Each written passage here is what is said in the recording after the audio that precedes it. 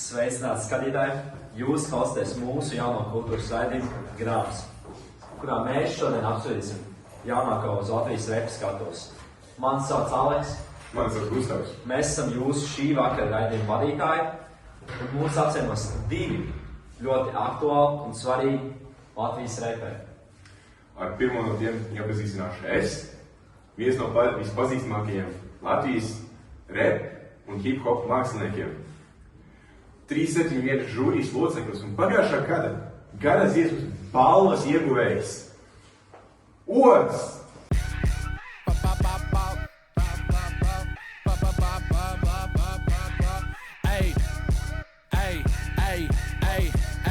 Lai vai kur es esmu, pūlis līdzi man lēc. Tie, kas parod smējās bildēs, liek man roku uz pleca. Padod jointu man resnu, es tiem nometu trak.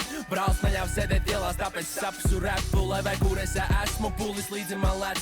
Tie, kas parod smējās bildēs, liek man roku uz pleca. Padod jointu man resnu, Čau visiem, te Valters jeb Ods. Man ir 24 gadi, un es savu repa karjeru sāku jau āgrā bērnībā, rakstot rīmes savā kladē. Pēc 371 es biju ieguvis pietiekami drosmi un pieredzi, lai izlaistu savu pirmo albumu, Oda priekam. Albums nebija perfekts, jo es vēl centos atrast savu stilu. Tad, savā pirmā solo koncerta laikā, es jūtos, kā man sirds izlaiks pa muti ārā. Bet dzirdot visas tās balsis, dziedam vārdus, kurus pats biju sarakstījis, es sapratu, ka esmu tieši tur, kur man jābūt. Tagad, pēc mana jaunākā albuma, man viss ir labi izlaišanas, esmu emocijām pārpildīts. Mana dziesma Slīdu vakarā pat tika nominēta priekš balvas gada hits.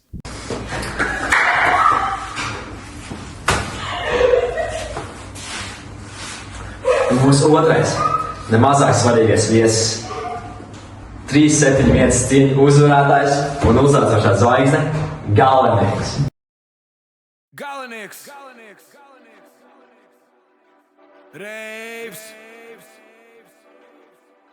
Ambrāža! Sasperjots, ka tevi 299 netur slodzi man. Acis kvēlis, dedzinu savas skropas, tas 2/9 nezinu savas robežas, nezinu es. Sasperjots, ka tevi 299 netur slodzi man. Sveiciens visiem hip-hop kultūras cienītājiem, te runā Galvenīgs.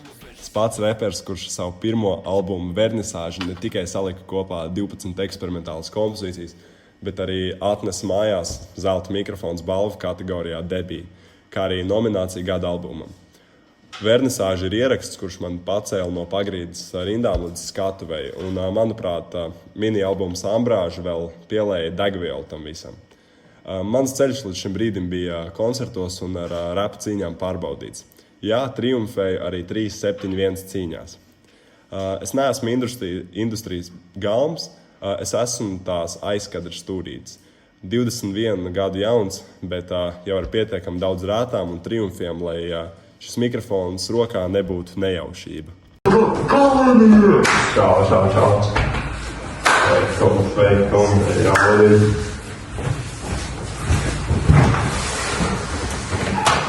Tagad sāksim ar intervijām. Vai es varētu pateikt, kas ir 371 un kas šajā pasākumā notiek? Jā, 371 ir viens no lielākiem hip-hop notikumiem Latvijā. Tur jauni reperi, nezināmi talanti sacenšas ar saviem tekstiem, lai uzvarētu un iegūtu cieni no visas Latvijas. Es šogad dabūju godu kļūt par vienu no žūrijas locekļiem. Es ļoti pateicīgs par šo, šautos 371. Galvenīgi.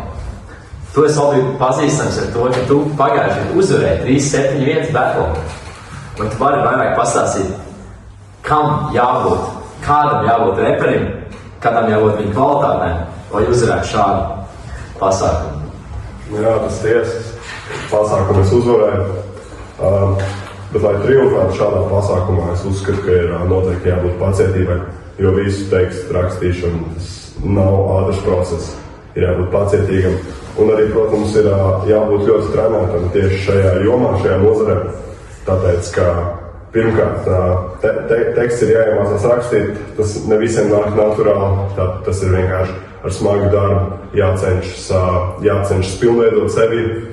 un otrs ir šie saucamie flow, jeb ritmu plūdums, ir jātrenē, jāmēģina jaunus veidus, kā pilnveidot to savā sarakstītajā. Tā kā jā, tās būtu noteikti tās pamatlietas, kas būtu vajadzīgas, lai kļūtu kā galvenais. Pēdējos gados 371 parāda arī Latvijas repa un hip-hop mākslas attīstību un gājumu. Kāds, tavuprāt, ir šī attīstība, šis gājums? Jā, attīstība noteikti krietni redzama ir. Katru gadu ir jauni dalībnieki un katru gadu bijis jauns uzvarētājs. Ja mēs neskatāmies tās pirmās sezonas, un es domāju, ka tas ļoti acīm redzami parāda to, ka šajās sacensībās top jauni talanti un attiecīgi arī attīsta Latvijas hip-hop kultūru. Jā. Un tu ne tikai pats esi bijis spēcīgs mākslinieks, bet arī 371 žūrijas loceklis. Tu pats esi nācis no turienes. Tu biji 3. sezonas finālists un 3. vietas ieguvējs. Kā ir būt no abām pusēm? Jo, kā zinām, šajā sezonā tu jau esi bijis arī žūrijas pusē. Jā, būt 371 dalībniekiem, tie nervi tiek pie teļiem. Tāpēc jūs neuzvarēju. Bet, bija forša pieredze. Vienīgais iemesls, kāpēc tur gāju, bija, ja man draugs teica, ka viņš man iedos 50 eiro, ja es piedalīšos. Viņš joprojām nav iedos.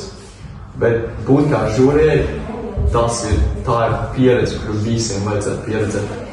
Tu vari vērtēt visus. Un ir ļoti interesanti redzēt jaunus talantus uzplaukstam. Tomēr nesaka motivāciju no drauga.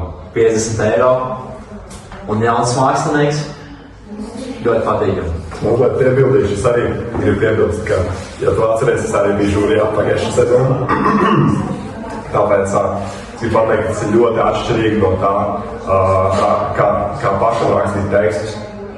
Jo parasti tevi nekad neinteresē pats teksts, ko tu esi sarakstījis, jo tu zini jau visas tās mazās lietiņas, mazos trīkus, ko tu esi ielicis. Bet tas nāk pilnīgi savādāk, ka tu to sagaidi no citiem, un tev ir iespēja arī vērtēt viņus. Tāpēc es domāju, ka šis pasākums pauž tādus divus atšķirīgus skatu punktus. Viens ir būt kā dalībniekam, un viens ir kā vērtētājam. Tātad no tavas piedalīšanās 371 nedaudz tālāk iesim uz to debijas albumu izlaišanu otru piekam. Tas tev strauji pacēla, tā teikt, hip-hop mākslas Latvijas virspusē. Kāds tavuprāt ir tavs šī gada gājums un vispār pacēlums? Protams, albums pirmais bija labs, pacēla mani augstu, bet viņš nebija perfekts. Tā es jau kuru gadu cenšos sevi uzlabot. Un nesen iznākušais albums, man viss ir labi, tas man pacēla patiešām augstu. Šogad es domāju, ka es turpināšu rakstīt, turpināšu uzlabot sevi, un drīz vien jau būs arī jauns albums. Tātad neaizmirsiet, jauns albums, iesaku noklausīties. Tu man fītu dosi albumu? Protams, pēc šī koncerta kā var nedabūt. Super. Bet tomēr 371 turpinās. Pēc mēneša jau nākamais etaps. Ko jūs gaidat no jaunajiem māksliniekiem? Un kā būtu tāda odziņa, ko jūs gribētu redzēt jaunajā etapā? Es sāksim ar tevi, tu noteikti pastāstīsi. Es gribu redzēt kādu, kas nodarbojas tik ātri, ka man pašam būs grūti saprast. Tā būtu pieredze.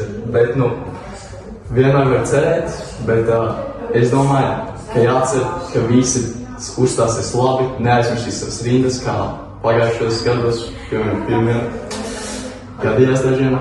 Bet, es domāju, šogad jau ļoti labi iet, visi savas rindas zina, visi flow, ļoti plūst, ļoti skaisti, ir labi.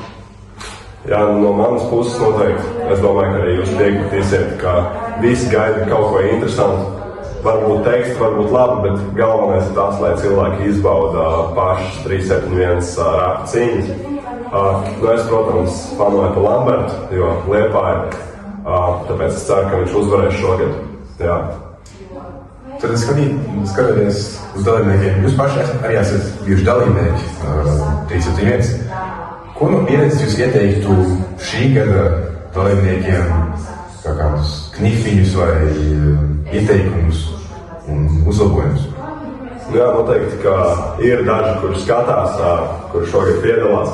Es noteikti ieteiktu to, ka nevajag neko pārāk dziļi pārdomāt, jābūt cilvēkam pašam, kā saka, esi tu pats, jo, ja tu kaut ko pārāk daudz sarežģīts, tas tikai man, piemēram, kā žūrijas loceklim, visu sarežģīt. Es nesaprotu, ka galvenais, lai cilvēks dara tas, kurā jomā viņš ir labs, dara to, kurā jomā viņš ir labs. Jā, nu es domāju, esi pats, bet atceries, ka tu nevari uzvarēt cīņu, esot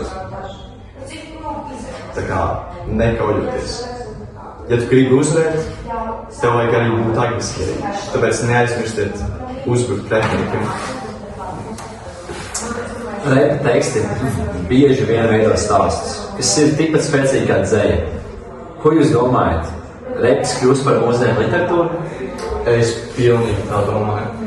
Man dziesma, Odas stāsts, ir mans dzīves stāsts no pirmā albuma Oda brīviem. Es tur izstāstīju savu stāstu un beigās vēl pateicos, ka jūs klausījāties.